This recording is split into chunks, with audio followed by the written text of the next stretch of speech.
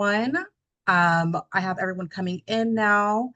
My name is Tiana Lines King. My pronouns are she, her, and I am CAM's Community Engagement Manager.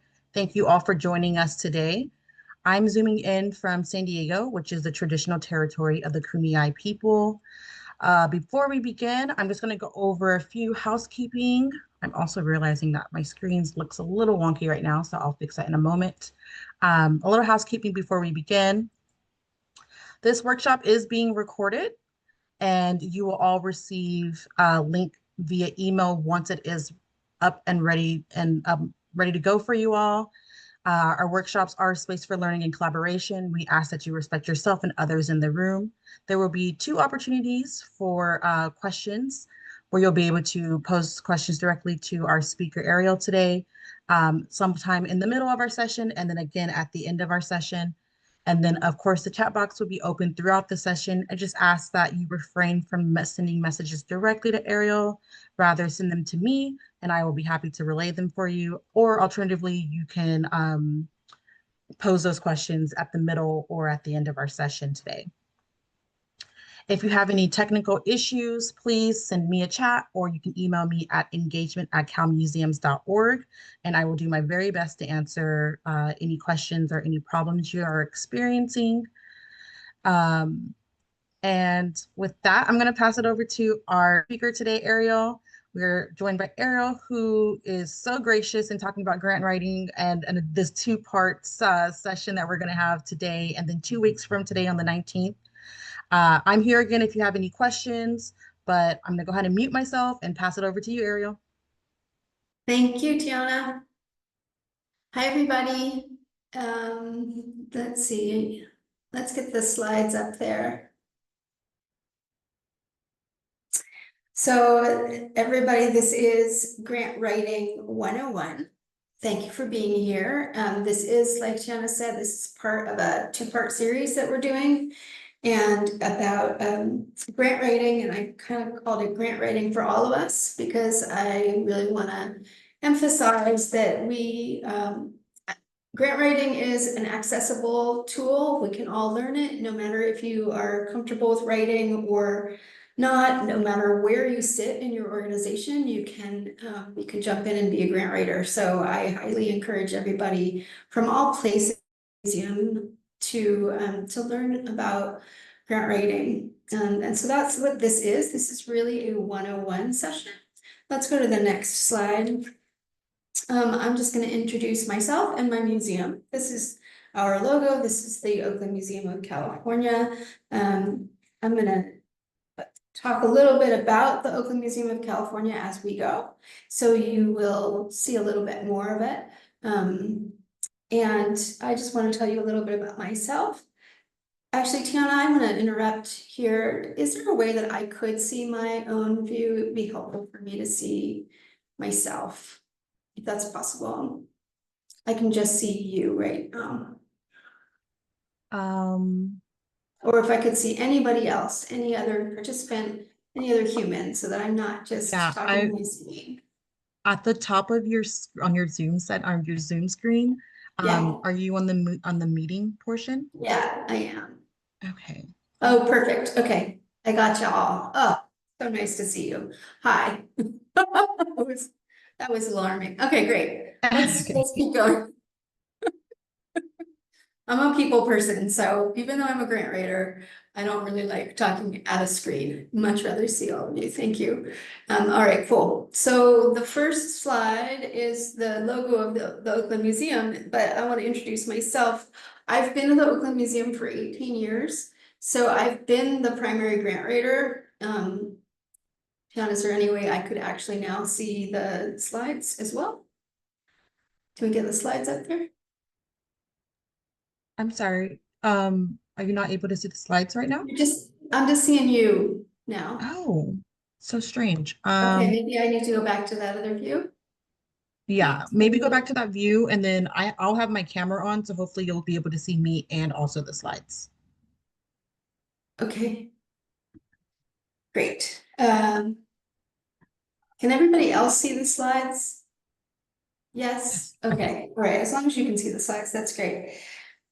So mostly work with project directors on putting grant applications together. We have a pretty big staff. We have 100 people, so I'm one of 2 grant writers. Actually, I have another person who works with me.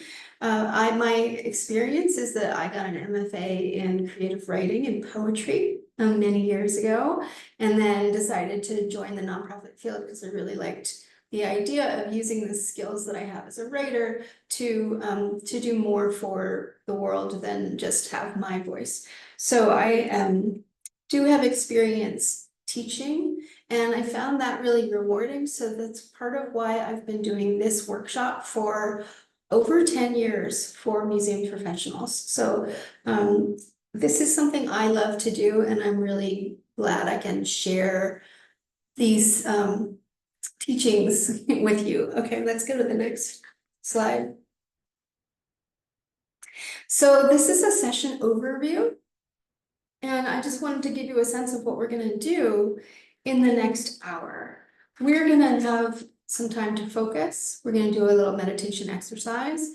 Then we're going to talk about basic grant elements that you're going to find in every grant proposal. Then after that, we're gonna write. We're gonna do a lot of different writing exercises, really brief, timed writing exercises. So if you like to write on the computer, that's great. If you want to grab a pad and pen, that's also fine. Whatever works best for you. And then after we go through a series of slides, I'm going to give you these writing tips that Tiana sent out, and we're going to go through those so that you can understand what they mean. And we should have time at the end for some reflection, so you can go back to what you've written already and do a little bit of your own editing. But obviously you can do that after this webinar is over and keep all the information that you learned. So the next slide. So if we're on the right slide, we are looking at an image by Dorothea Lange called The Road West that she took in 1938 as she was coming to California. And we're going to do a 3-minute guided meditation. So what I would recommend now is that you clear your area and get to a place in your seat where you can be comfortable. I'm going to do this with you. We're just going to take 3 minutes. And I'm going to say the reason that we do this is because before you start any project, but particularly a writing project, you need to focus. You need to calm yourself. You need to make sure you don't have a lot of distractions. This is good. It's good work to concentrate on. So what we're going to do right now is we're going to get into a comfortable position. And if you can, feel your feet on the ground. Feel your body actually in your seat. See if you can give yourself a little back support. And start to notice that you're breathing. And I have my head down slightly. My eyes are still open, but I have a soft gaze. You can close your eyes if you're comfortable doing that. Especially if it helps you clear the distractions from your mind. So notice your breathing. Notice your inhale and your exhale.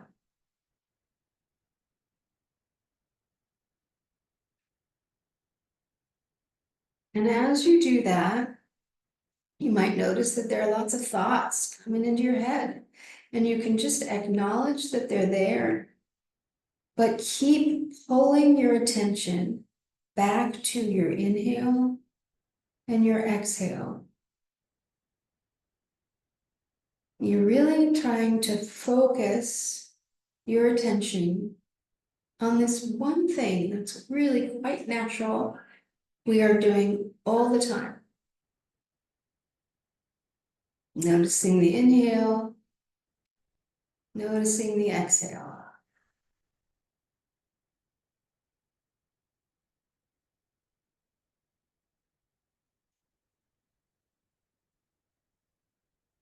If there's any tension in your body that you notice while this is happening, go ahead and loosen it up. Any other things about what's happening in your seat? That's fine. Notice it. Come back to your breathing.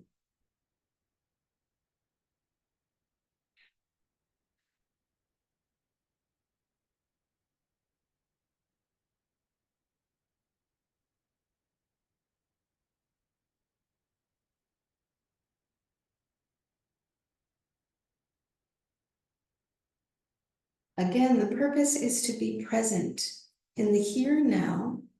What is happening in your body at this moment?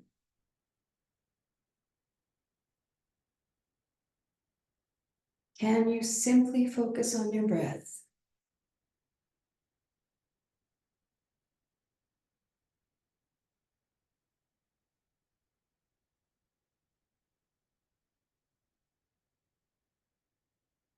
And then when you have a good moment to stop, allow yourself to open your eyes, to come back here where we are together. And see if you feel a little more calm, hopefully a little more present. I'm going to try to speak a little more loudly. Hopefully everybody can hear me. And I do want to say there are a lot of free apps online for you to find simple meditation exercises.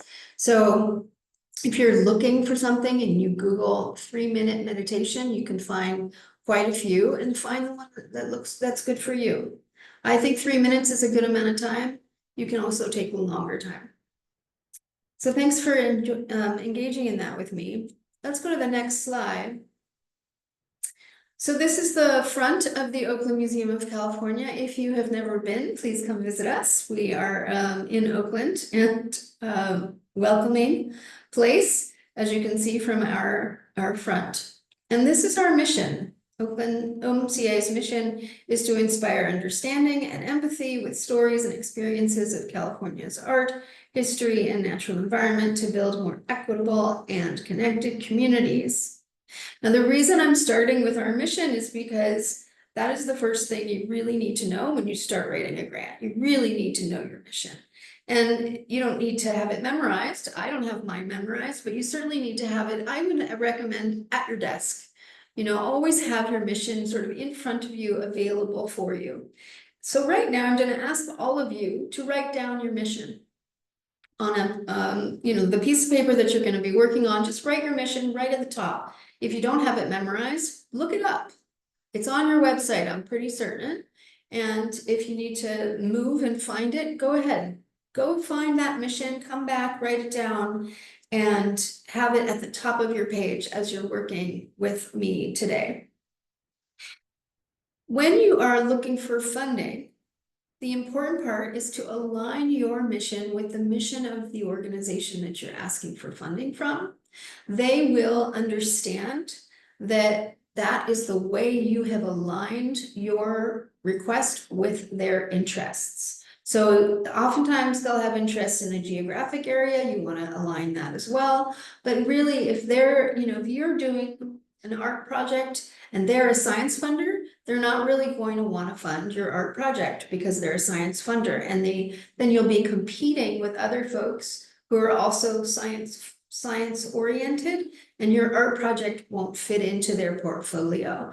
So you need to make sure that there's a part of what they want to fund that includes what your museum is especially good at or what your project is going to focus on. Otherwise, finding prospects can be a really interesting way to more readily define your own program as well. So sometimes you'll find a funder that's almost the right fit, and you'll want to understand whether or not your project works for them. Sometimes you can call them. Sometimes you can just, before you even start writing a grant, you could call the funder and say, hey, this is the project I have.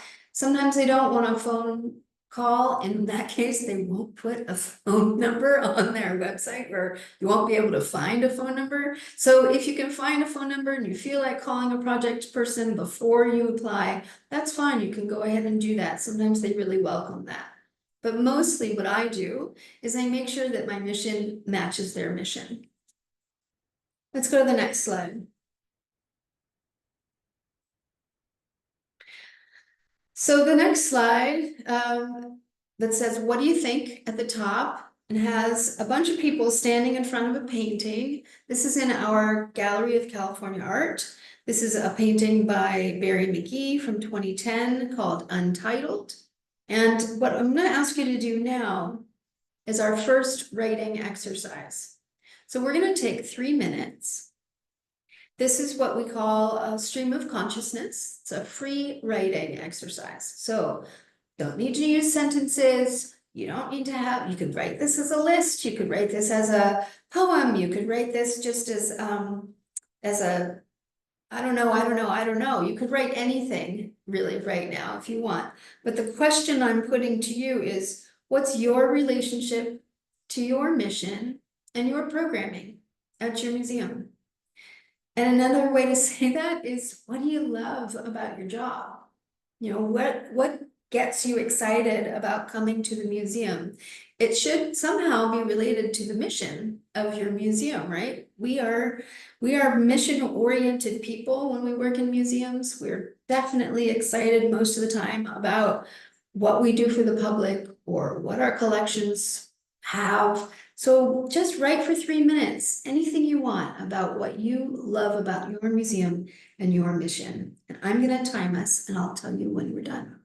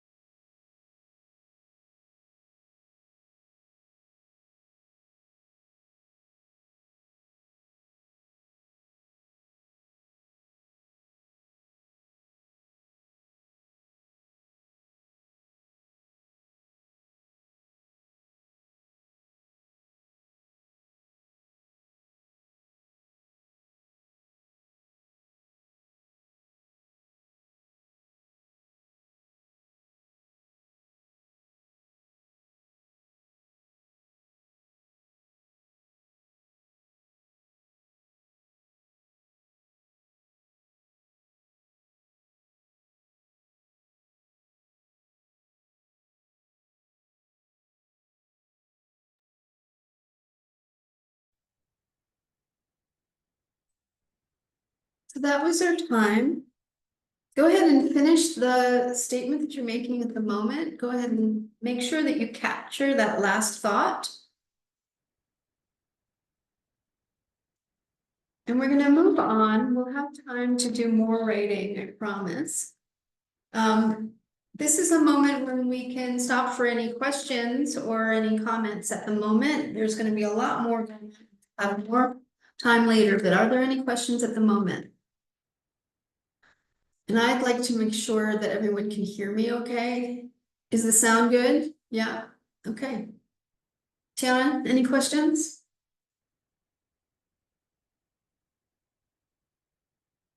No? Nope, none on my end. Yeah, I was gonna say if anybody has any questions, they'd like to unmute themselves, ask the questions, or pop them in the chat and send them to me directly. I'd be happy to ask the questions on their behalf. But currently, no questions on my end. I'll wait another few seconds just in case somebody's being shy. Okay, great. Let's move on. So we're gonna go to the next slide. We're on slide 7, right? Grant application elements. Yes, awesome. Okay. So this is a slide that has the basic elements, and this I'm gonna take my time so you can read the whole slide. It does this is directly from a funder who I thought really described the basic elements pretty well in their application. So I took it from them. It's from a community fund in Arizona, actually. And I talked to the program officer, and so she allowed me to use this as an example. But this is such a good example of what almost every funder is going to ask you. You've got your organizational description, your project goal and objectives, your desired outcomes of your project success, the description, your activities, your work plan, and then how are you going to evaluate your project evaluation? And the way I organize this as a writer in my mind is to use the who, where, what, why, and how questions, which are often the questions that a journalist would ask, or any other writing course that you're ever going to take about how to write a narrative that really sums up everything you need to say. You're going to say who, you're going to say where, what, why, how, and you're going to answer all of those questions as well as you can, right? So today what we're doing is we're just taking our first stab at this.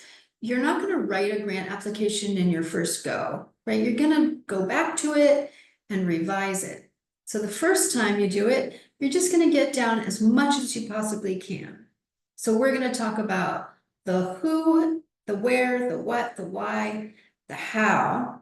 Mostly we're going to focus on the what and the why, but for today, what we can do is look at these so that you have them. Your organizational description. Usually you'll already have that written down somewhere. Usually it's just the mission, your attendance numbers, your audiences. Sometimes you have different demographic information about your audience. Your collection, you'll certainly know a lot about that, the history of your organization, and where you are, where your organization is, which can also relate to your audience, clearly. And then you're going to have your project goal and your objectives. So this is usually an aspirational goal, and your objectives are going to relate to the activities that you're going to do. So your objectives are usually pretty solid and measurable. And your goal is aspirational. Then you're going to have the desired outcome. How are you going to know when you're successful? What's the project intending to accomplish? What are you answering in your community? Is there a community need that you're doing? Is it really about your collection and what you want to show? Is there data about the significance of this project? Then you're going to have the description of your project. You know, really the basics of what you're doing. What are your activities? What are you gonna make happen over a certain period of time? Who's gonna work on it? What kind of partnerships are you working with? Is there any other museum that's coming in, or are there other artists, or is there a beginning, a middle, and an end, because it's sort of a story-like project? Um, have you really gotten specific about what's going into the budget? This is where the funder is going to try to understand what their money is being spent on, right? The real thing. So even if it's just staff, describing what personnel are going to work on your project is really helpful. And then you're going to have a section where they're asking you about your evaluation. And some museums, I know we don't all have evaluation departments. Sometimes you're just doing it on the fly, but most of the time we do talk to our visitors. We do get feedback. We do know a little bit about what they're experiencing. Sometimes the feedback is given to different staff. You know, you might want to talk to your frontline team, make sure that you're understanding what kind of evaluation are you getting? Are you doing any pre and post surveys? What kind of attendance numbers? Sometimes it's just you completed the activities, and that's plenty. So the most important thing here, I think, is to be consistent in your answers, right? You don't want to go back on yourself. So you're going to revise when you do this, and following the foundation's guidelines. Sometimes it's not going to look just like this. It's going to be a little bit different, but you're going to learn over time how to really follow what they are asking you. So let's go to the next slide. We're going to do another rating exercise. So on this slide, you're going to see a pretty cute kid, and they are in our natural sciences gallery at what we call our nature play space at a play table. And what I'd like you to do is take the next 3 minutes, and you're going to outline your who, where, what, why, and how. And the important part here is to identify which project you're talking about. So you're going to put your project title at the top of your page. You can see I have it here at the top of the slide, project title. So you're going to put that at the top of your page.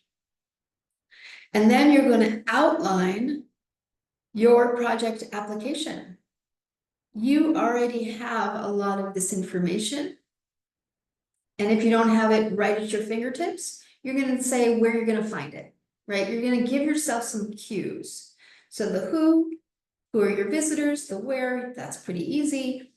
The what, start to describe your project. Why, what's the impact going to be? Why are you doing this? And how is this going to happen? Who's going to be involved? What's going to really happen when you do this? And you're writing this really as a list. It's just an outline, 3 minutes. You're going to give yourself all the facts you know, and then we'll work on it more, right? So just concentrate on the facts. I'm going to give you 3 minutes, and I'll let you know when it's done.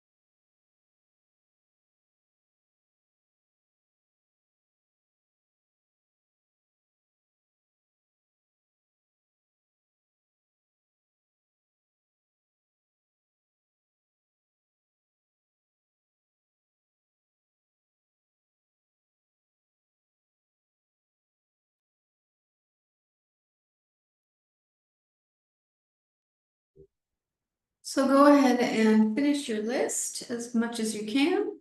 We just did 3 minutes. Again, you can spend as much time as you want on that outline. Highly recommend, you spend some time on your outline before you start writing.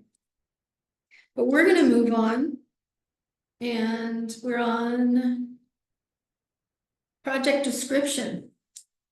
So this is an image of our Gallery of California History. We have 3 big collections galleries at the Oakland Museum. So this is the third one. I'm showing you art, natural science, and this is history. This is an image of one of our school facilitators with a group of school children sitting, talking about what's in our gallery of California history. And we're going to talk a lot about the what now. What are we doing? So I'm pretending as if I'm writing a grant for our guided gallery visits. And during our guided gallery visits, we do all kinds of things with school children, but primarily we allow them to explore our galleries. But when I'm writing a grant, I have a ton of information about what's going to happen. I know exactly what my education folks have been thinking and trying to get across to the teachers when they come. So I have my program themes and my titles of my programs. I have the duration and the dates of my programs. This is all on the website that we've already put out there for teachers. I've got program activities that I know we're going to do. I know what materials we're going to provide. And I know how many students we expect to attend these programs. I also happen to have learning objectives, which is something that we have developed over the years that's really helpful for our programming, not necessarily something that we put out there into the public, but we have them. And I like to tell them to funders because the funders are often interested in why did we come up with what we are doing. So I can describe that to them. And when you're beginning your grant process, sometimes you want to start with, oh, we're doing this because it's so important to the public. But actually, it's much easier to start with the what. Start with the facts. What do you know you're going to do? If it's an exhibition, how many paintings are going to be up on the walls? If it's an activity, a program, how many people do you expect, and what are they going to get when they come on site? That's really going to help the funder understand, again, what is their money going to be spent on, and how are they going to how are you going to evaluate what you've done? The what can really be the heart of your application. And oftentimes when you're developing a proposal, you're not doing it by yourself. You're working with other people in your institution. So hopefully you can have a conversation with them about the what. And usually that would be a conversation you'll have with them and with the person, if they didn't do it themselves, the person who put the budget together. So that when you describe the project and you give the funder your budget for the project, they really can see the relationship between what you're doing and how you're spending the money. I would highly recommend that you keep your descriptions concise and factual, because oftentimes we will have a word count. Sometimes it's a lot of words and you want to fill it. Don't worry about filling the word count, but the most important thing is to get all the information and to be slightly concise so that the funder, when they're reading through, doesn't have to go through a bunch of flowery language to get to what they're really looking for, right? And the interesting thing to remember, and hopefully not make you nervous, is that we're all competing with one another. So though that's not such a great way for us to build community, it is true. We're all trying to get funding from many of the same funders, but some of us are looking really for our local funders, and so we're not in competition with that many other folks. But you just want to be really clear and concise about what you are offering so that you don't put the program officer through a whole bunch of circles and loops for them to find what they're looking for. Otherwise, if they don't see what they're looking for right away, they might put your application aside and move on to somebody else's, and you don't want that to happen. So the next slide, let's go on to the next one. This is a description, and we're going to leave this one up for the next exercise. And this is just language that I use and I revise every year, right? I'm always trying to make my language more concise, more clear, and more honest, honestly, more authentic to what we're doing. So I'll read the first sentence and you'll see the tone that I'm using. UMCA serves 20,000 students, teachers, and chaperones with on-site educational programs annually.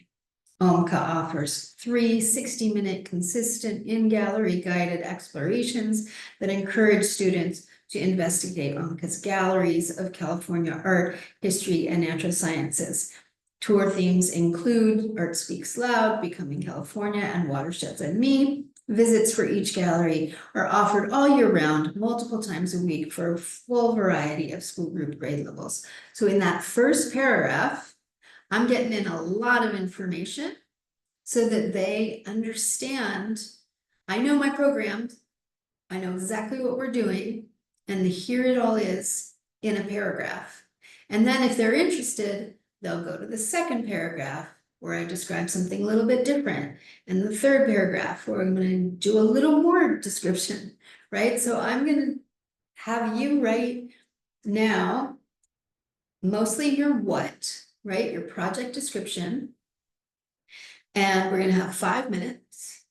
And you really are going to write in paragraphs. You're going to expand on the list that you wrote before.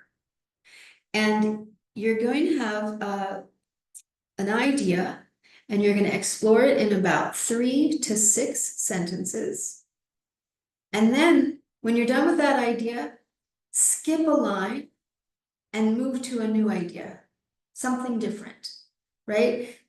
Paragraphs are 3 to 6 sentences. They're not less than 3 sentences, right? The 2 sentences is not a paragraph.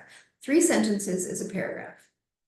If you're more than 6 sentences, start again. Skip a line. It's a new idea. Truly, 6 sentences is way too long for a paragraph. So if you're on number 6, go ahead and move on to the next one. And I'm going to give us 5 minutes for this one.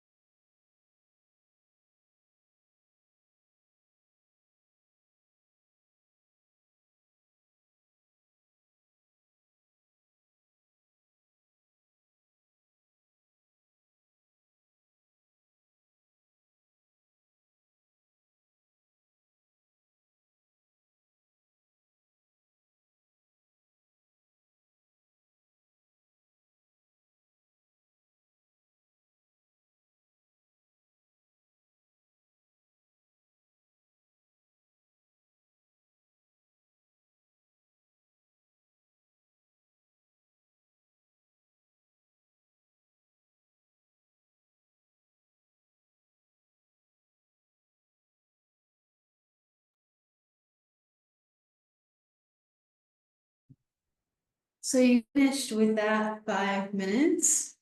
Go ahead and complete the sentence that you're on. Hopefully that was good enough amount of time for you to sort of get a few ideas going. And we're gonna keep moving forward in the interest of time. Got one more writing exercise, so we're gonna move to the next slide. This is a slide with an image of a very enthusiastic visitor who is excited to be at the museum. And what we're going to talk about is why. Why do we do this? What are we getting out of this? What are our visitors getting out of this project? So the questions I'm asking here are, why is this project important? What impact will it have? Who needs it? And how does it relate back to your mission, right? So we started with our mission at the top, and we've gone into the what. We've really examined all the different things that we know about this project, but we got to get back to the why. And the funders are interested in the why because, again, your mission and their mission align.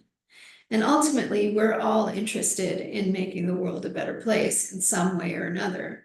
So I want to ask you to answer these questions and just to write in your own voice, whatever it is that you believe, right? This has got to somehow come from your heart in addition to coming from the museum's mission. So there's a relationship between the writer and the project. And you are the writer at this moment. It's also a great question to ask your curatorial team if you're not a curator, or ask your collections folks, why are we doing this? So go ahead and take the next 3 minutes and just write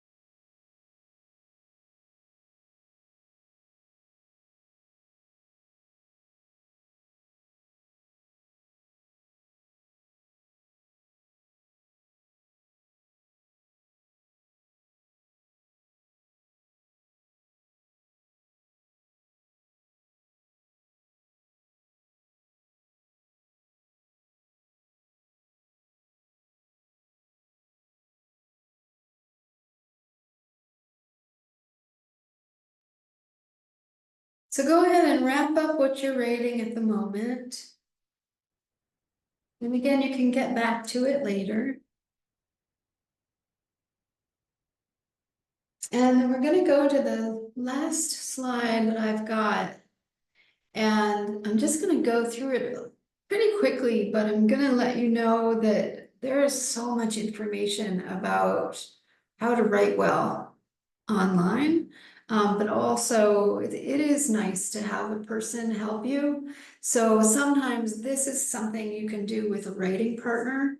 You can use these tips and give them your writing and the tips at the same time if you're not a good editor of your own work. So that's a possibility, but I actually think you can memorize these as you write. If you're a professional writer, these are kind of the things that just come to your head all the time.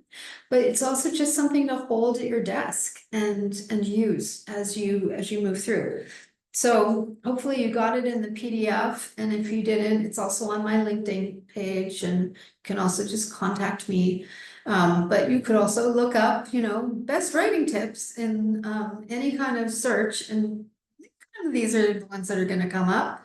So I'm gonna go over them really quickly so that we have a little bit of time at the end for some questions. The first one, you're gonna vary your sentence length. Almost all of us have a sentence length that we're really comfortable with, and when you go through your writing, you'll see. So you wanna just vary it, have some short sentences, have some longer sentences. It just makes reading your work a little bit more interesting when you have a varied sentence length. When you're writing, if you want to say you're writing back to yourself, actually speak it with your mouth. It can really help, because sometimes if you trip over words, you'll realize that you don't want to say your sentence that way. You could rephrase it and it'd be much easier to read as well as to say. You want to vary the first words of your sentence, again, similar to the first one. Oftentimes we will all start our sentences with the, or with and, or with and you want to vary that first word. Using active verbs. I mean, I gave you a whole list of them on that sheet. You want to avoid the verb to be as much as possible. It just makes everybody's language really passive. And grant writing is very active. We really want to grab the reader, have them be interested in what we're doing. It's not passive language. Counting your prepositional phrases and cutting them out as much as possible. This is just an interesting exercise. I highly recommend you try it, see if you like it. It does help the flow of language to cut out prepositional phrases. And I gave you a list on that sheet. Using a compelling thesis statement, usually when you look through your paragraphs, you can see where the most excitement is, or where, the sentence that really tells you what you're about. That is something that you want to either bring to the top or put at the bottom of each paragraph. Circling all your 2 and 3 letter words and getting rid of most of them. Using interesting words, that's something that I like to put in there, because most of us have favorite words and they're usually kind of an interesting word. And so why not use the words you really like? If you don't know what words you like, start making some lists. People do it all the time. I know it sounds kind of strange if you're not a writer, but we have favorite words, so go ahead and start listing them. Find a style manual. You can use a style manual. They're actually quite useful. Sometimes you can find the ones you like by asking your friends what they use. I have a favorite, you can always ask me. And then reading. Highly recommend reading. I like to read award-winning fiction. It helps me understand what language people are using that's really compelling and interesting. And I don't even have to find out if it was good, because somebody already gave it an award. So that's great. Thank you all for coming. Let's go to the next slide just to make it Yeah, I got official. you did it up with Yeah, your you contact. Yep. did Yep. it. And thanks so much. And really, I highly encourage you to contact me if you have other questions. I'm always around. I work at the Oakland Museum, and I will stay working at the Oakland Museum for quite a while. And I also come to CAM conferences almost all the time. Oh, hi, Jennifer. So good to see everyone. Thanks for being here.